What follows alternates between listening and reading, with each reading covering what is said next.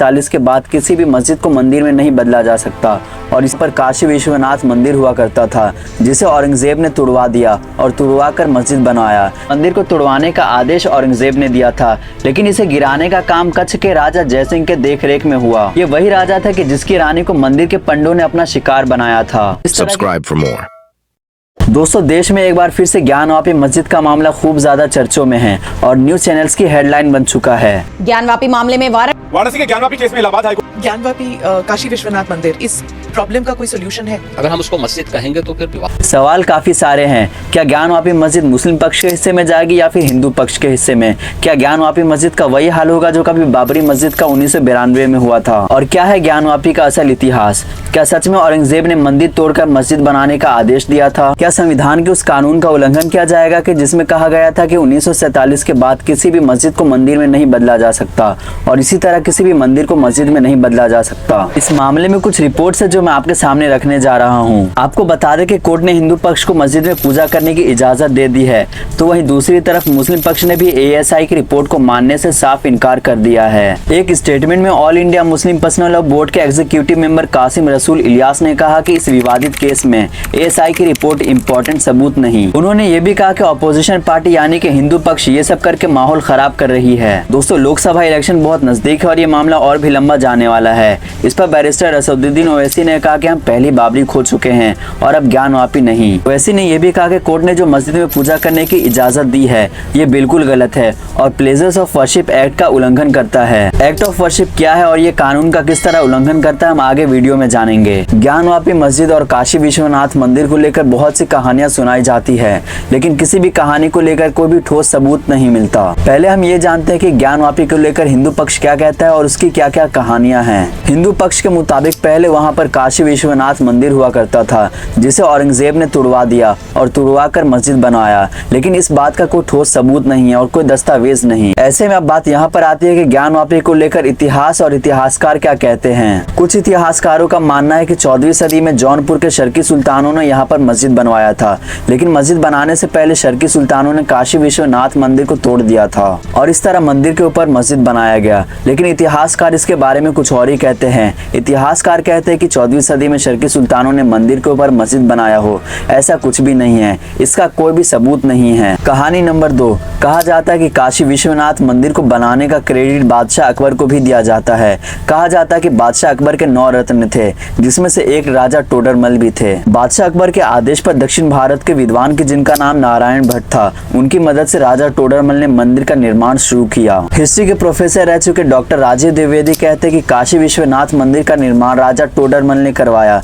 इसके historical proof मौजूद हैं। काशी विश्वनाथ मंदिर की तरह ही राजा टोडरमल ने बहुत से मंदिरों का निर्माण कराया था और इसके भी हिस्टोरिकल प्रूफ मौजूद हैं। लेकिन काशी विश्वनाथ मंदिर के निर्माण का आदेश राजा टोडरमल को बादशाह अकबर ने दिया, इसका कोई हिस्टोरिकल प्रूफ मौजूद नहीं है। और बादशाह अकबर के दरबार में राजा टोडरमल की हैसियत इस तरह थी कि ऐसे निर्माण के लिए राजा टोडरमल को बादशाह अकबर की जरूरत नहीं पड़ती थी, यानी कि वो बादशाह की इजाजत के बिना भी ऐसे निर्माण कर सकते थे। इतिहास में ये कहीं पर भी दर्ज नहीं है कि ज्ञानवापी मस्जिद से पहले वहाँ पर कोई बहुत बड़ा मंदिर मौजूद हो या फिर राजा टोडरमल ने बहुत बड़ा मंदिर बनवाया हो। कहानी नंबर 3, कहा जाता है कि सुल्तान औरंगजेब ने अपने दौर में काशी विश्वनाथ मंदिर को तोड़ने का फरमान जारी किया था, लेकिन उन्होंने ज्ञानवापी मस्जिद बनाने का आदेश नहीं दिया था। लेकिन बाद में मस्जिद मंदिर टूट जाने के बाद बनाई गई थी, लेकिन इस बात का भी कोई ठोस सबूत नहीं मिलता। इस पर हिस्ट्री के प्रोफेसर राजीव द्विवेदी कहते हैं कि ये कोई हैरानी की बात नहीं है, क्योंकि मंदिर तोड़कर मस्जिद बनना उस दौर में आम बात थी। सुल्तान औरंगजेब के मंदिर तोड़ के मस्जिद बनाने की कई कहानियां सुनाई जाती हैं, लेकिन किसी भी कहानी का कोई ठोस सबूत नहीं है। कहानी नंबर 4, एक इतिहासकार है कि जिनका नाम है LP शर्मा। उन्होंने एक किताब लिखी है मेडिवल इंडिया पे कि जिसका नाम है मध्यकालीन भारत। शर्मा जी इस किताब के पेज नंबर 232 पे लिखते हैं कि 1969 में सभी सूबेदारों को हिंदू मंदिर और हिंदू पाठशालाओं को तोड़ने का आदेश दिया गया और इस काम के लिए एक अलग से डिपार्टमेंट भी बनाया गया था, लेकिन ये मुमकिन नहीं था कि हिंदुओं के सभी मंदिर और सभी पाठशालाओं को तोड़ दिया जाए। वो आगे लिखते हैं कि बनारस का काशी विश्वनाथ मंदिर और मथुरा का केशव देव मंदिर, फिर इसके अलावा कई बड़े मंदिरों को तोड़ दिया गया। लेकिन शर्मा जी की इन सारी बातों का भी कोई हिस्टोरिकल प्रूफ नहीं है। इलाहाबाद यूनिवर्सिटी के असिस्टेंट प्रोफेसर हेरम चतुर्वेदी कहते हैं कि काशी विश्वनाथ मंदिर को तोड़े जाने के आदेश का कोई जिक्र नहीं मिलता। वो आगे कहते हैं कि औरंगजेब के टाइम के साके मुस्तहिक खां और सुजान राय भंडारी ने इस बात का जिक्र कहीं पर भी नहीं किया है। आपको बता दें कि मुस्तहिक खां और सुजान राय भंडारी की बातों को और इनके दस्तावेजों को प्रमाणित दस्तावेज माना जाता है। प्रोफेसर चतुर्वेदी कहते हैं कि किसी मस्जिद के बनाने का कोई दस्त प्रमाण नहीं मिलता और किसी भी मस्जिद का नाम ज्ञानवापी नहीं हो सकता। कहानी नंबर 5। बनारस के सीनियर जर्नलिस्ट योगेंद्र शर्मा ने ज्ञानवापी मस्जिद और काशी विश्वनाथ मंदिर पर काफी गहराई से रिसर्च की है और वो कहते हैं कि बादशाह अकबर के टाइम पर राजा टोडरमल ने मंदिर का निर्माण किया और करीब 100 साल बाद यानी कि औरंगजेब के टाइम में मंदिर को तोड़ दिया गया और करीब अगले 125 साल तक वहां पर कोई मंदिर मौजूद नहीं था। लेकिन 1735 में देवी अहल्याबाई ने एक मंदिर का निर्माण करवाया। योगेंद्र शर्मा कहते हैं कि पुराणों में जिस मंदिर का जिक्र मिलता है उसे इस मंदिर का कोई लेना देना नहीं है। कहानी नंबर 6। और इस कहानी में ज्यादातर इतिहासकार वेरीफाई करते हैं यानी कि इसमें हामी भरते हैं। मशहूर इतिहासकार डॉक्टर विशंबर नाथ पांडे अपनी किताब में लिखते हैं कि एक बार सुल्तान औरंगजेब आलमगीर बनारस के किसी प्रदेश से गुजर रहे थे तो उनके सभी हिंदू दरबारी गंगा स्नान और विश्वनाथ मंदिर के दर्शन के लिए बनारस आए। जब वो मंदिर के दर्शन करके बाहर आए तब उन्हें पता चला कि कच्छ के राजा की एक रानी गायब है, जिसके बाद रानी की खोज शुरू हुई। खोजने के बाद रानी मंदिर के तहखाने में डरी सहमी मिली,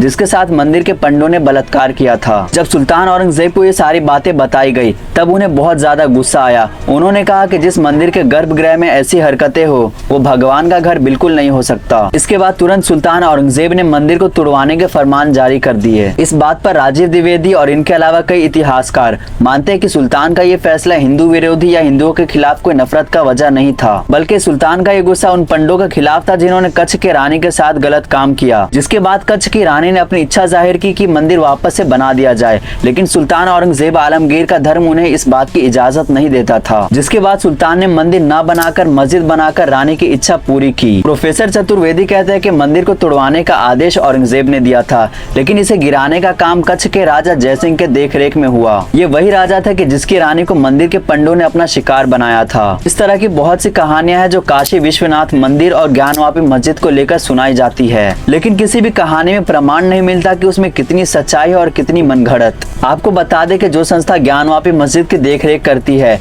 उसके मेंबर मोहम्मद यासीन के मुताबिक दोनों ही मस्जिद और मंदिर का निर्माण बादशाह अकबर ने 1585 के आसपास करवाया था। बादशाह अकबर ने मंदिर और मस्जिद दोनों का ही निर्माण अपने नए मजहब दीने इलाही के तहत करवाया था। अब इसमें भी ज्यादातर लोगों का ये मानना है कि बादशाह अकबर के जमाने में मंदिर और मस्जिद दोनों का ही निर्माण हुआ था, लेकिन औरंगजेब ने तुड़वा दिया क्योंकि वो दीने इलाही को नहीं मानते थे। मंदिर तोड़कर मस्जिद बनाई गई ये बात बिल्कुल गलत है। आगे मोहम्मद यासीन कहते हैं कि कुछ लोगों का ये भी कहना है कि कुआं में शिवलिंग मौजूद है, लेकिन ऐसा बिल्कुल नहीं है। साल 2010 में हमने कुआं की सफाई करवाई थी, लेकिन हमें वहाँ कुछ भी नहीं मिला। मोहम्मद यासीन ये भी कहते हैं कि भरोसेमंद दस्तावेजों में ज्ञानवापी मस्जिद का पहला देख 1883 से 1884 के बीच मिलता है। उस टाइम इसे राजस्व दस्तावेजों में ज्ञानवापी जामा मस्जिद के तौर पे दर्ज किया गया है। आपको बता दें कि राजस्व दस्तावेज सबसे पुराना दस्तावेज है और इसी के आधार पर साल 1936 में एक मुकदमा दायर किया गया था और साल 1937 में इसका फैसला भी आ गया, जिसमें कोर्ट ने बताया कि ज्ञानवापी मस्जिद को मस्जिद के तौर पे एक्सेप्ट किया गया है। ज्ञानवापी को कोर्ट ने ऊपर से नीचे तक ये माना था कि ये मस्जिद है और वक्फ की प्रॉपर्टी है। बाद में कोर्ट ने भी इस फैसले को सही ठहराया और 1947 आजादी से पहले भी इस मस्जिद में नमाज पढ़ी जा रही थी और कोरोना काल में भी ये सिलसिला टूटा नहीं। कोरोना काल के दौरान भी लोग मस्जिद में नमाज पढ़ते रहे। अब यहाँ पर मोहम्मद यासीन ने 15 अगस्त 1947 के पॉइंट को क्यों लाया, अब इसे समझते हैं। दरअसल 1991 में एक्ट ऑफ वर्शिप का कानून बनाया गया था, जिसके मुताबिक 1947 के बाद किसी भी धार्मिक स्थल को दूसरे धार्मिक स्थल में नहीं बदला जा सकता था और कोई भी अगर ऐसा करने की कोशिश करता है तो लगभग उसे 3 साल की जेल और जुर्माना भरना पड़ेगा। लेकिन अयोध्या का मामला इससे अलग था, इसलिए इस कानून से अयोध्या को अलग रखा गया। अब आप समझ गए होंगे कि क्यों ओवैसी बार बार कहते कि ये 1991 के कानून का उल्लंघन कर रहा है। दोस्तों आज की वीडियो में बस इतना ही। इस वीडियो के बारे में आप क्या सोचते हैं कमेंट सेक्शन में अपनी राय हमें जरूर बताएं। बाकी ऐसे और वीडियोस देखने के लिए वीडियो को लाइक करके चैनल को सब्सक्राइब जरूर करें।